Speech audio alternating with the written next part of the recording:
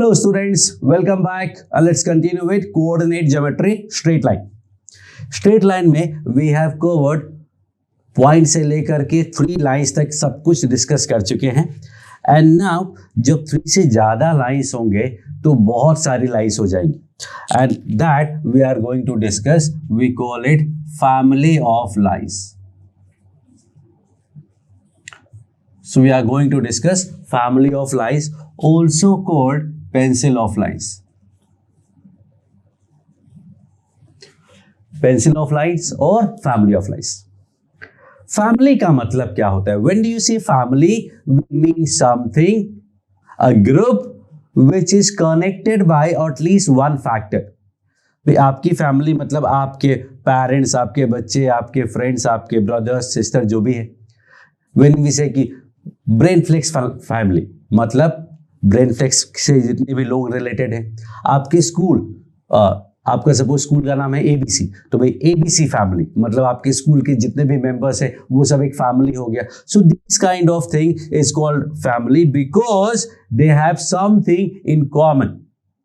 So when we say family of line we can say कि family of lines, लेकिन property आपको decide करनी पड़ेगी. तो I can say family of lines passing through origin. Family of lines passing through origin. ऐसे कितनी lines होंगी? There could be infinite such lines. This is called a family. Then I can say कि family of lines passing through 2, -1, that will be 1, 2, 3, 4, 5, infinite such lines. Then I can say family of horizontal lines, मतलब ऐसे हो गए. These are all horizontal lines, all these are basically the family. Similarly, I can say family of vertical lines. Then I can say family of lines parallel to y equal to 2x plus 3. y equal to 2x plus 3 के parallel line की अगर मैं बात करता हूं तो there will be again infinite lines. Then I can say family of lines touching this circle. ऐसे कितने लाइंस होंगे? 1, 2, 3, 4, 5, 6 and so on. So there are infinite possibilities of telling you कि these are the family of lines. Family of lines making a triangle of area of 2 unit with coordinate axis. There will be infinite such lines. So this whole idea about family of line is that a family, a group in which something is common. अब उसमें से सारे के सारे हम नहीं पढ़ेंगे अपने.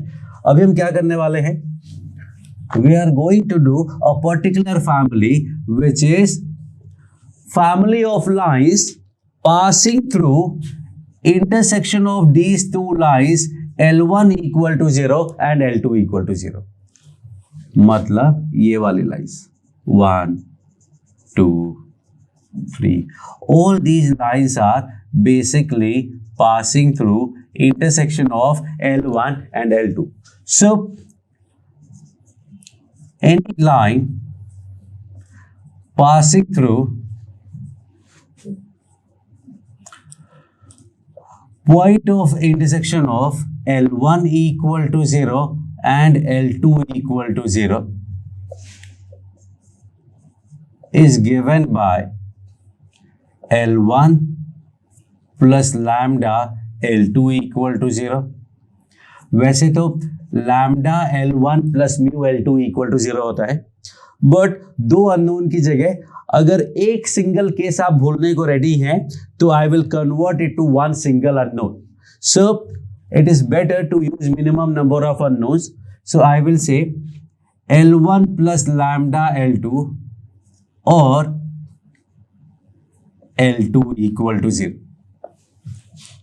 So any line passing through point of intersection of two lines L1 and L2 is given by L1 plus lambda L2.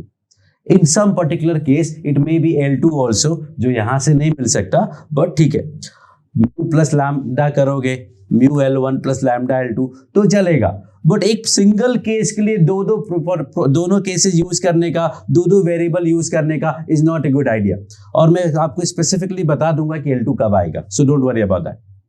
So any line passing through intersection of L1 and L2 is given by this. अब इसमें इतनी कहानी करने की क्या जरूरत है, दो लाइन के इंटरसेक्शन से पास होने वाला लाइन हम वैसे भी बता सकते हैं, पॉइंट ऑफ इंटरसेक्शन निकाल लो, पॉइंट ऑफ इंटरसेक्शन निकाल लिया, पॉइंट मिल गया, स्लोप m मान लो, पॉइंट स्लोप फॉर्म से आंसर आ जाएगा। उसमें m का वैल्यू चेंज करते रहना, लाइन चेंज होती जाएगी, समथिंग लाइक दिस, लैम्डा का वैल्यू चेंज करते जाओगे, लाइन का इक्वेशन चेंज होता जाएगा। So there is nothing special about this family of line equation, it is simply another form. क्या है, L1 L2 के इंटरसेक्शन से पास होने वाला जो लाइन है वह पॉइंट ऑफ इंटरसेक्शन निकाल के सॉल्व कर सकते हो। लेकिन फिर भी ये काफी इंपॉर्टेंट पार्ट प्ले करता है in your learning of coordinate geometry because of 2 reasons.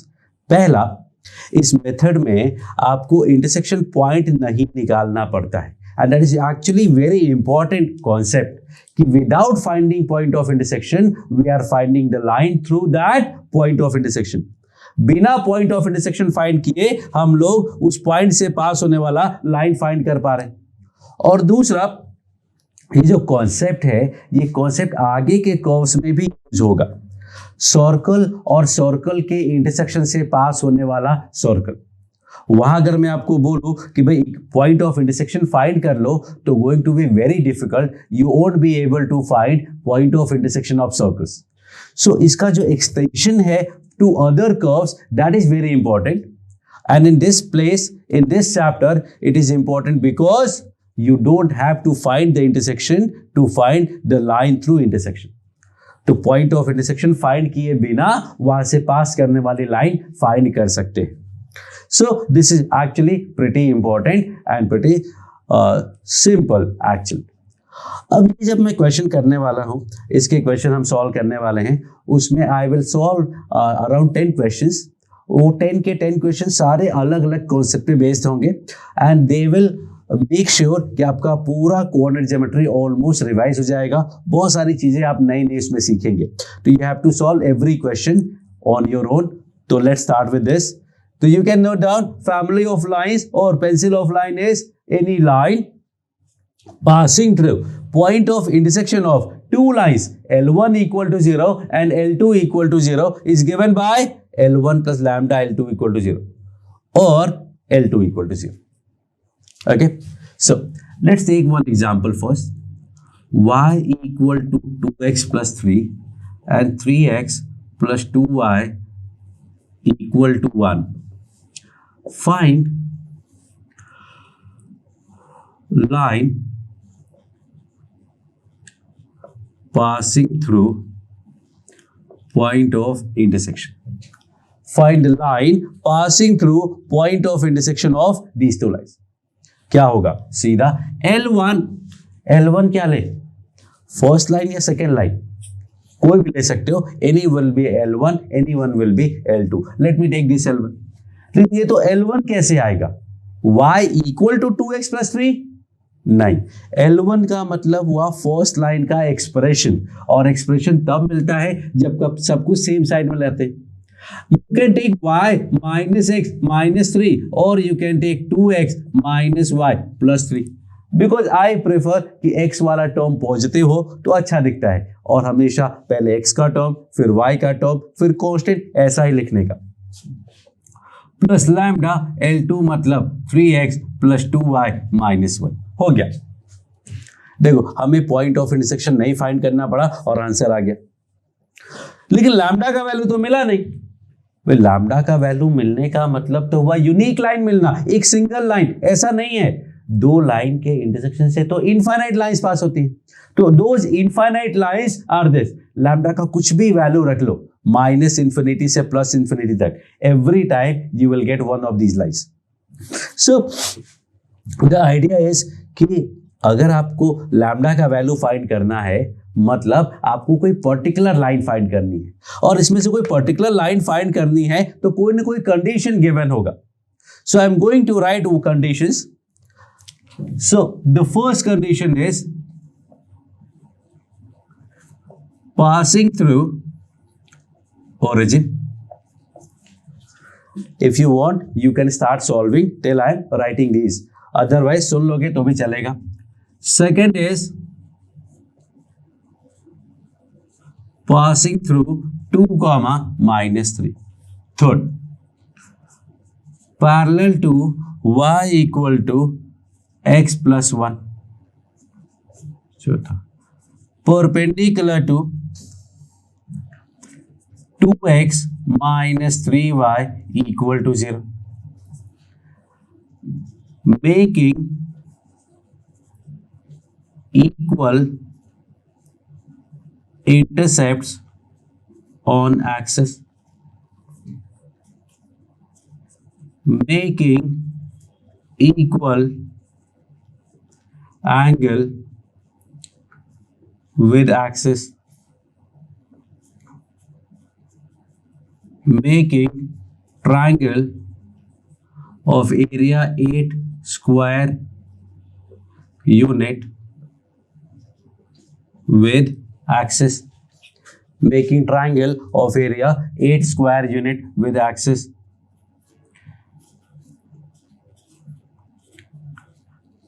At a distance 2 from origin, at maximum distance from 2, -3, belongs to family 2x plus 3y plus 4 या plus 5x minus y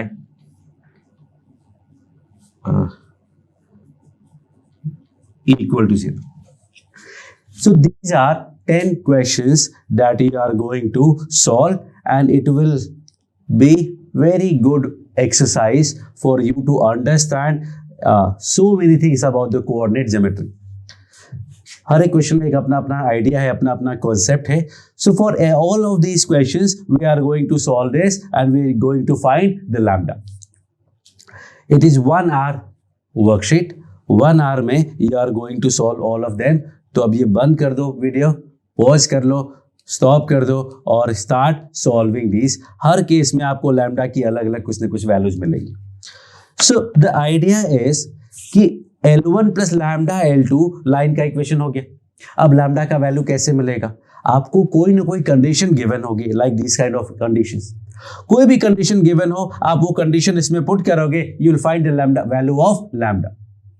लेकिन अगर कभी ऐसा हुआ, ऐसा अरे ये क्या हुआ, something like this, if you get into a moment when you अरे ये क्या हुआ, तो answer will be L2 equal to 0. मैंने बोला था ना L2 कब आएगा, स्पेसिफिकली आपको बता दूंगा मैं कब आएगा. जब आपको लगे ये क्या हुआ में L2 होगा answer. Otherwise L1 plus lambda L2 will do. Solve this and you will understand what I mean.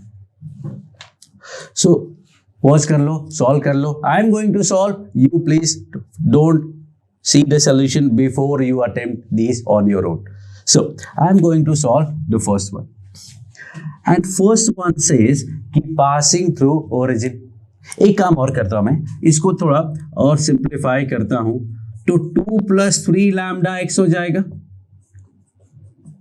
3 lambda -1 y हो जाएगा और 3 minus lambda equal to 0.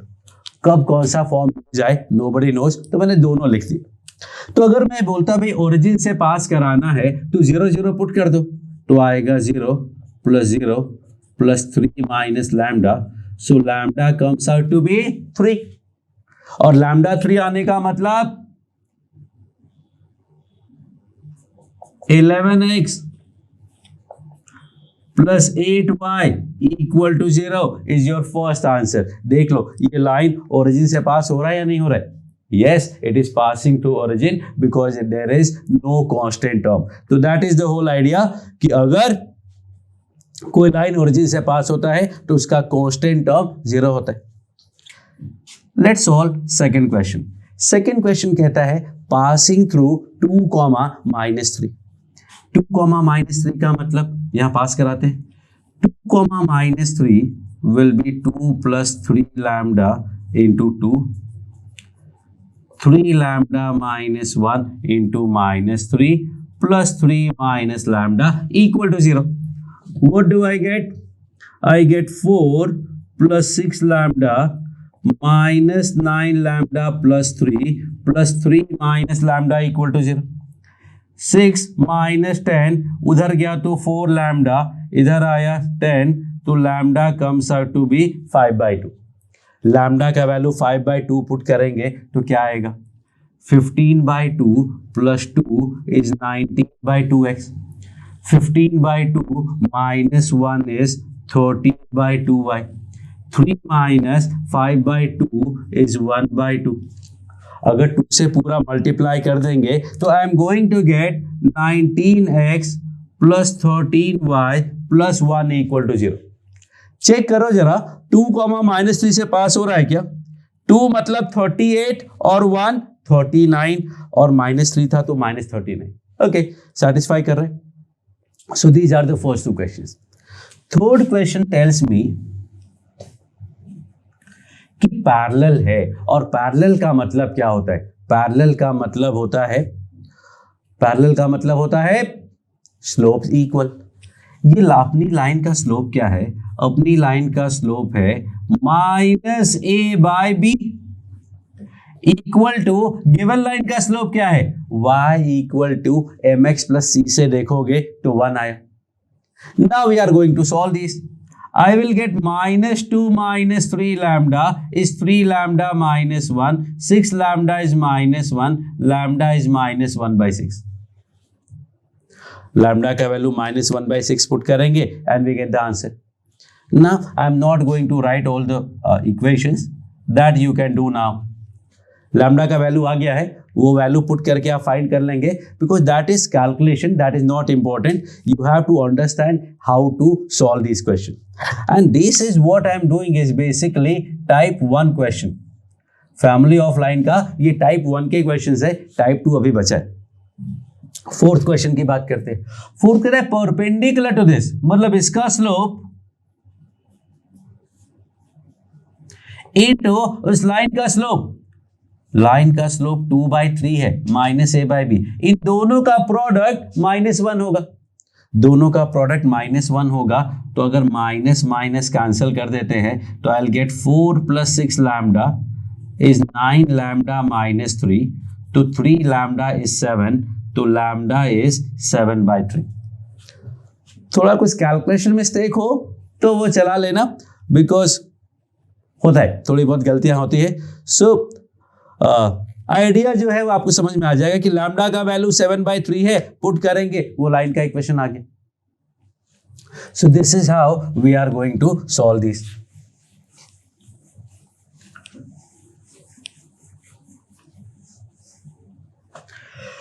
Next fifth question. Fifth question में कहते हैं making equal intercepts on axis. Making equal intercept on axis का मतलब क्या होता है? This is very important. When I say making equal intercept on axis, मतलब usually people answer कि उसका स्लोप या तो 1 होगा या -1 होगा, but that is not correct. Equal intercept का मतलब हुआ ये वाली लाइन जिसका एक्स इंटरसेप्ट और वाई इंटरसेप्ट दोनों सेम है. Sometimes students tell me, sir ये वाली लाइन भी तो है, देखो इंटरसेप्ट दोनों का सेम है, this and this. But actually starting में ही बताया था, इंटरसेप्ट का मतलब लेंथ नहीं होता है, इंटरसेप्ट का मतलब वो कोऑर्डिनेट होता है, मतलब साइन के साथ डिस्प्लेसमेंट होता है. तो ये दोनों पॉजिटिव है चलेगा, but this is positive and this is negative. अगर मैं बोलता हूं ये 1 है तो ये -1 होगा, they are not equal. So all these lines will actually have same intercept on axis and we see that इसका मतलब हुआ कि इसका स्लोप -1 होगा। तो स्लोप विल बी एक्चुअली -1, क्योंकि एंगल क्या है 135, तो स्लोप -1 होगा। तो स्लोप अगर -1 है तो आई विल गेट -a/b। इसका स्लोप इक्वल टू -1 किया तो 2 + 3 लैम्डा इज 3 लैम्डा -1। ये क्या है? ये क्या हुआ? लैम्डा ही गायब हो गया। अब क्या करें? चेक करो कुछ गड़बड़ तो नहीं है। तो एक्चुअली कोई गड़बड़ नहीं है। फिर क्या हुआ? ये क्या बोला तुमने? ये क्या हुआ वाला मोमेंट है, और ये क्या हुआ मोमेंट का मतलब आंसर शुड बी L2 = 0। मतलब इन this case answer will be L2 क्या है? 3x + 3y - 1 = 0। देख लो इसका स्लोप क्या है? -1 है ना, खत्म। तो इन दो लाइन से पास करते हुए जो इनफाइनाइट लाइंस हैं उसमें L1 L2 भी तो होंगे भाई। अगर L1 आंसर आना है तो लैम्डा का वैल्यू 0 आ जाएगा, L2 हो गया आंसर। सॉरी, लैम्डा का वैल्यू 0 आ गया तो आंसर L1 = 0 हो गया। लेकिन अगर L2 आंसर आना है तो क्या होगा? लैम्डा को क्या पुट करोगे? कुछ नहीं कर सकते। बेसिकली इन्फिनिटी रखना होता है, बहुत हौच पौच है। तो यूजुअली क्या कहते हैं? तो सर L2 + लैम्डा L1 ले लेते। कर सकते हैं, बट एक क्वेश्चन के लिए चेंज क्यों करना? आपको पता है कि भाई लैम्डा इन्फिनिटी होगा तब L2 = 0 आएगा। और मैंने क्या बोला? ये क्या हुआ मोमेंट में? Answer will be L2। लो आंसर आ गया। अब ये आते ही आपके दिमाग में ये क्या हुआ? लैम्डा ही गायब हो गया, मतलब L2 = 0। बात समझ में आ गई? जब मैंने बोला था ये क्या हुआ मोमेंट, ये क्या हुआ ये क्या हुआ मोमेंट अगर आएगा तो answer will be L2 = 0। Now next is question number 6। 6 question कहता है मेकिंग इक्वल एंग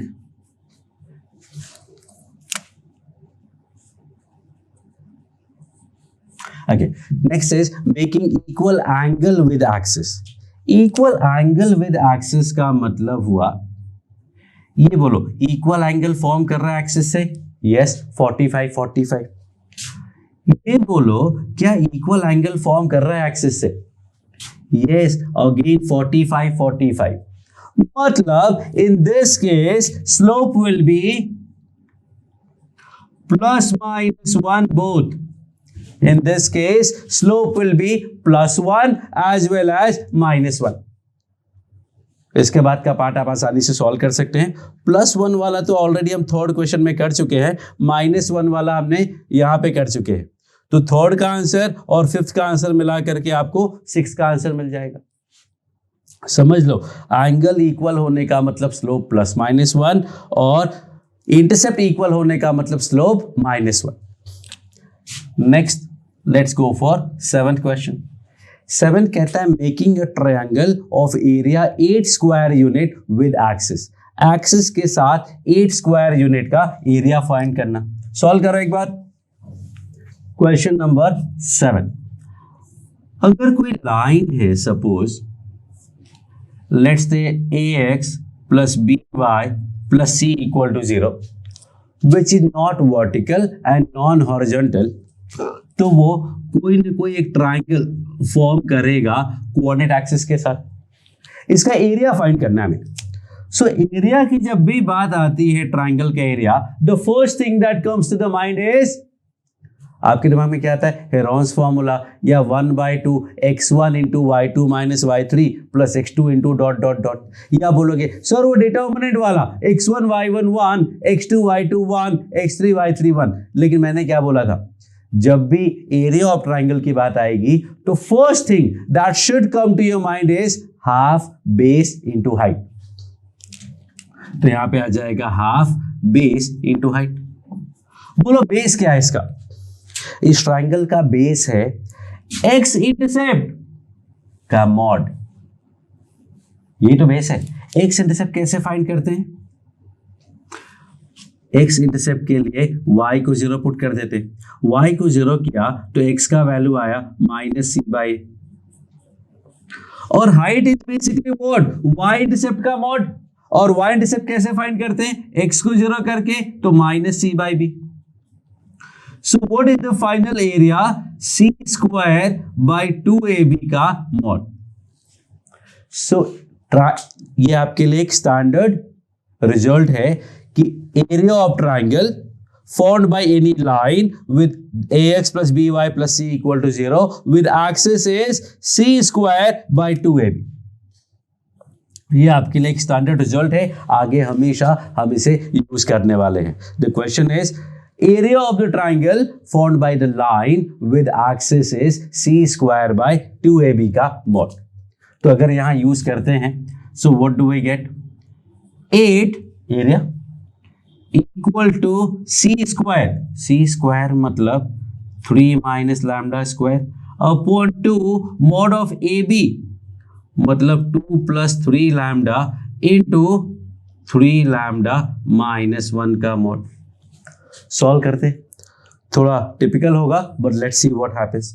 क्रॉस मल्टीप्लाई करेंगे तो 16 into mod of 9 lambda square, 6 lambda minus 3 lambda is 3 lambda minus 2 equal to lambda square plus 9 minus 6 lambda, lambda square plus 9 minus 6 lambda। अब mod हटाओगे तो plus minus दोनों side लग सकता है, तो let's use plus and minus both. तो अगर मैं प्लस वाला साइन यूज करता हूं तो I will get 144 lambda square मतलब 143 लैम्डा स्क्वायर, 16 का 48 एंड प्लस 6 करोगे तो शायद 54 आएगा, -32 माइनस किया तो -41 आए। ऐसे ही if I use minus sign I will get 144 plus 1 is 145, I will get 48 -6 that is plus 42 lambda, and if I take negative I will get -32 -23। यहां से लैम्डा का वैल्यू मैं निकाल तो नहीं रहा हूं बिकॉज पता नहीं कैसा आएगा, गंदा सा आएगा। एग्जैक्ट जब क्वेश्चन बुक्स में होते हैं ना, जो पेपर में होते हैं उसमें क्वाड्रेटिक अच्छे से बनते हैं तो आपको अच्छा आंसर आएगा। But what is important for us to understand is कि पहले वाले के रूट्स रियल होंगे या इमेजिनरी होंगे, see and tell. And we know that roots are going to be real क्योंकि सी नेगेटिव है और ए पॉजिटिव है। जब ए और सी अपोजिट साइन के होते हैं तो रूट्स रियल ही होते हैं। तो 2 रूट यहां से आएंगे, 2 रूट्स यहां से आएंगे, मतलब टोटल 4 रूट्स आ रहे, मतलब लैम्डा की 4 वैल्यूज पॉसिबल है, मतलब 4 सच लाइंस विल बी देयर। तो ऐसे 4 लाइंस होंगे जो 8 एरिया का ट्राइंगल बनाएंगे। ऐसे 4 कैसे होंगे, लेट मी शो यू। एक काम करते हैं जरा, 2x minus y plus 3 and 3x plus 3y minus 1 equal to 0। एक बार जरा सॉल्व करते, सॉल्व करेंगे क्रॉस मल्टीप्लीकेशन से तो x upon 1 minus 9 that is -8। आप सॉल्व कर लो पॉज करके, मैं नहीं रुकने वाला हूं। y upon 9 plus 2 is 11 and 1 upon 6 plus 3 is 9। तो पॉइंट मिला -8/9 comma 11/9। Now let me show you. Point है -8/9 कॉमा 11/9, समथिंग लाइक दिस। अब यहां से कहते हैं एक ऐसी लाइन बनाओ जो ट्राइंगल 8 एरिया का बनाता हो। 8 एरिया का ट्राइंगल बनाने का मतलब एक तो लेट मी से समथिंग लाइक दिस लाइन, ये 8 एरिया हो गया। दूसरा विल बी, ट्राई करो खुद से, 4 ट्राइंगल कैसे बन रहे, how are we getting 4 different triangles. So 1 ये हो गया। Second triangle will be something like this, ये एरिया 8 हो गया। Third I will get something like this, ये ट्राइंगल हो गया। And fourth I will get something like this. ये हो गया. सो 1 2 3 and then 4. So these are the 4 triangles possible. It does not mean कि हर बार 4 केसेस होंगे. हो सकता है कभी 2 केसेस हो सकता है कभी 3 केस हो सकता है कभी 1 केस हो सकता है एक भी केस ना. Anything is possible. Everything depends on कि रूट्स कितने रियलिस्टिक आते हैं. So that is question number 7, जिसके लिए आपको ये फॉर्मूले का यूज करना था. ओके, नेक्स्ट है at a distance 2 from origin. ये तो आपको आता है. पॉइंट से डिस्टेंस का फॉर्मूला होता है ax1 plus by1 plus c upon under root a square plus b square. I am going to rewrite this. यहाँ 2x minus y plus 3 plus lambda 3x plus 3y minus 1, और you can say 2 plus 3 lambda x 3 lambda minus 1y plus 3 minus lambda equal to 0. So the idea is कि at a distance 2 from origin, distance from x1 y1 का formula होता था ax1 plus by1 plus C upon under root a square plus b square का mode. और जब distance from origin निकालना होगा तो क्या हो जाएगा? ओरिजिन से डिस्टेंस निकालोगे तो ये 0 हो जाएगा, ये 0 हो जाएगा, सीधा सीधा mod c upon under root a square plus b square आ जाएगा. तो यू कैन से कि स्पेशल केस है, याद कर लो तो अच्छा है. So in this case what we are going to get is 3 minus lambda upon under root mod c upon a square plus b square 2 plus 3 lambda square 3 lambda minus 1 square equals to 2 unit. Again squaring करेंगे, cross multiply करेंगे, solve करेंगे, answer आ जाएगा. Let's see how many answers are we getting. ये square हो गया, ये 4 हो गया, और ये इधर जाएगा तो स्क्वायर रूट हट जाएगा, तो मिला 9 lambda square plus 4 plus 12 lambda. This gives me 9 lambda square plus 1 minus 6 lambda. What we are getting is 36, मतलब 35 lambda square. एक और है 9 9 18 18 4 जार 72, मतलब 71 lambda square on the right hand side. lambda का वैल्यू क्या आया? 12 minus 6 equal to 6 4 jar 24, 24 plus 6 30 lambda. ये underline करने वाला सिस्टम आपको भी फॉलो करना चाहिए. जो जो टर्म यूज हो गए अंडरलाइन कर लेने. 4 प्लस 1 5 4 जा 20, मतलब 11.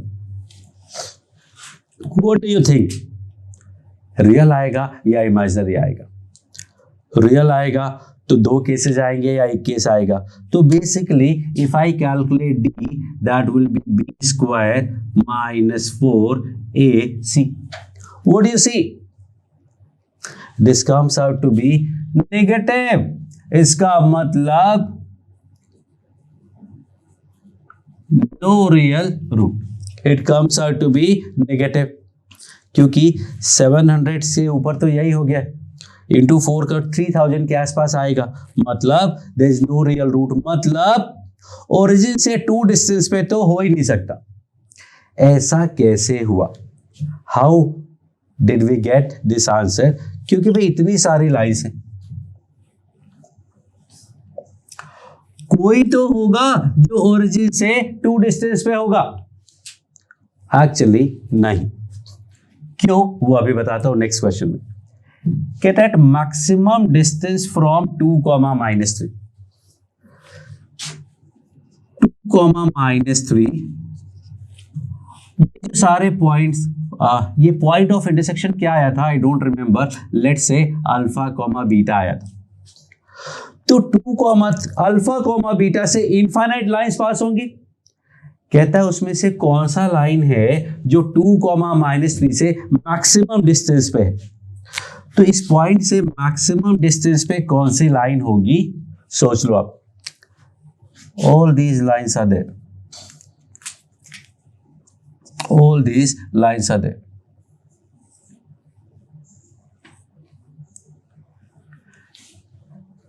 डिस्टेंस अगर निकालोगे, ये वाली लाइन का डिस्टेंस निकालोगे तो ये आएगा, ये लाइन का डिस्टेंस निकालोगे तो ये आएगा। इंक्रीज हो रहा है, ये लाइन का डिस्टेंस निकालोगे ये आएगा, ये लाइन का डिस्टेंस निकालोगे ये आएगा, ये लाइन का डिस्टेंस निकालोगे, ओह ये तो ये आया।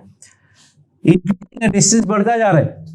फिर उसके बाद ये वाली लाइन हो गई, ये वाली लाइन का डिस्टेंस निकालोगे तो ये आएगा, क्योंकि डिस्टेंस तो परपेंडिकुलर ही होना है। ये डिस्टेंस ये आएगा। ये देखो अगर ध्यान से तो डिस्टेंस बढ़ते गए बढ़ते गए बढ़ते गए, यहां पे आने के बाद वापस कम हो गए।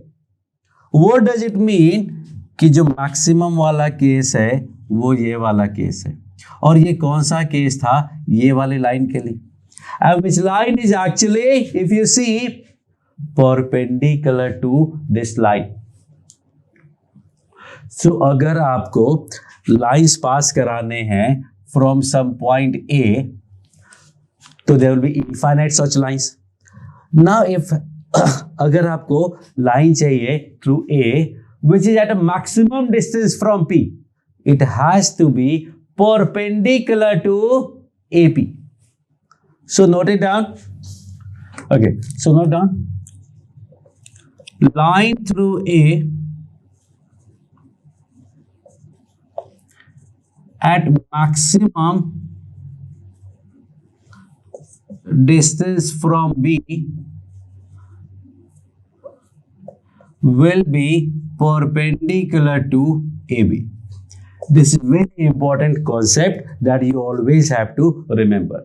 कि ए से अगर लाइंस पास करानी है जो बी से मैक्सिमम डिस्टेंस पे हो तो वो ए बी के परपेंडिकुलर होनी चाहिए। So for this we will be reading this point A. Point of intersection आपको निकालना है। पॉइंट ऑफ इंटरसेक्शन निकालने के बाद ए पॉइंट आपको पता है 2,-3, उसका स्लोप मिल गया, उसके परपेंडिकुलर का स्लोप मिल गया। तो आपको परपेंडिकुलर का स्लोप मिल गया मतलब लाइन का स्लोप मिल गया। लाइन का स्लोप पता है और पॉइंट भी पता है, ये वाला पॉइंट खत्म। सो सपोज इनका जो पॉइंट ऑफ इंटरसेक्शन है वो ए है। So line will be through A and perpendicular to A B. This is your question number 9। Line will be through A and perpendicular to A B.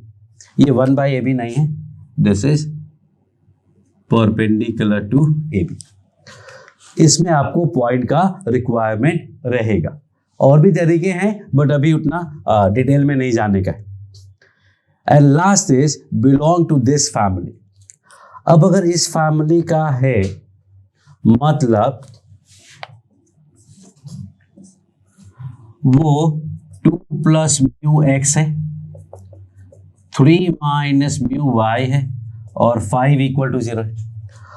अगर कोई point, अगर कोई line दोनों family का है मतलब उसका इक्वेशन ऐसा भी हो सकता है और ऐसा भी हो सकता है।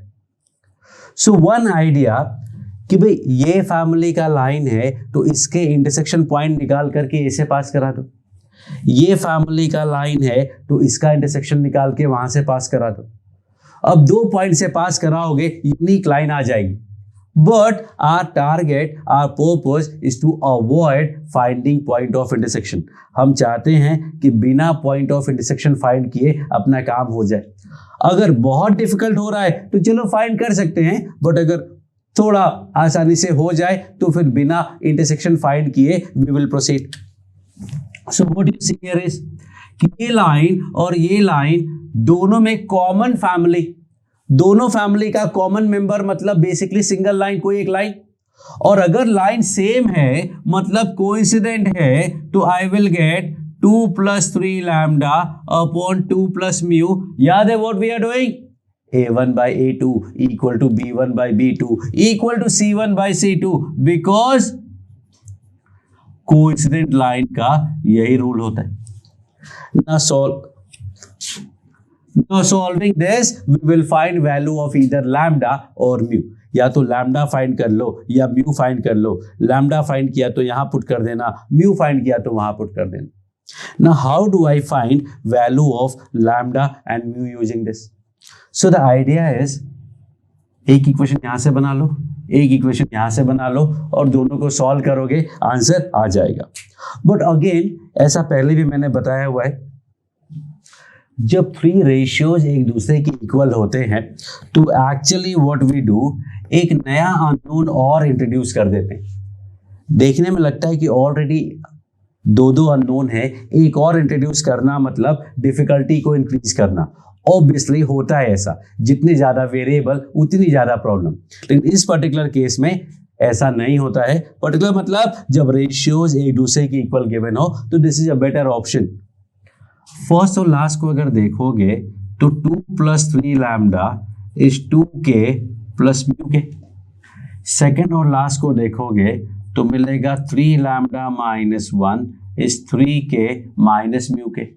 और थर्ड को देखोगे तो 3 - लैम्डा इज 5k. अब लैम्डा का वैल्यू हमें मिल गया. लैम्डा का वैल्यू क्या मिला? लैम्डा का वैल्यू मिला 3 - 5k. उसको इन दोनों में पुट कर दो तो मिला 2 + 3 lambda 9 - 15k equals to 2k + μk. यहां पुट करते 3 lambda 9 - 15k - 1 is 3k - μk. अब हमें k को एलिमिनेट करना है. सॉरी हाँ, या तो k गायब कर दो या mu गायब कर दो, कहीं से भी आंसर आ जाएगा. इसको थोड़ा रीअरेंज करता हूं मैं तो आई विल से 11 - 17k इक्वल टू k. और यहां देखोगे तो 9 - 1 8 -15 -3 -18k equal to -μk. If I add these two, I will get equal to 0. k का वैल्यू आ गया 19/37 और k आ गया तो आपको लैम्डा मिल गया. लैम्डा मिल गया तो आपको आंसर आ गया.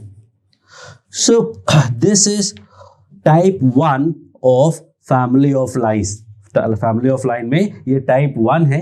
काफी लंबा हो गया वीडियो, तो now I am going to do for another video for type 2 questions. So all see L1 + lambda L2 होगा लाइन का equation passing through intersection of L1 and L2. Lambda का वैल्यू कुछ कुछ करके कोई भी कंडीशन गिवन होगी मिल जाएगा. और अगर ये क्या हुआ मोमेंट आएगा तो answer will be L2 = 0. Origin से पास करना था, ओरिजिन से पास करा दिया. ये यहां से पास करना था, वहां से पास करा दिया, लैम्डा मिल गया.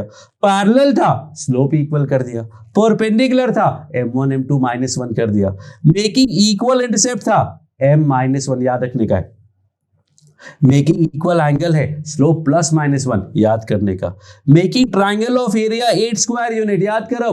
ax + by + c = 0. Coordinate axis के साथ जो ट्राइंगल फॉर्म करेगा उसका एरिया है c²/2 mod AB. At a distance this formula है c/√a² + b² का mod. Maximum distance, a line through A at maximum distance from B will be perpendicular to AB.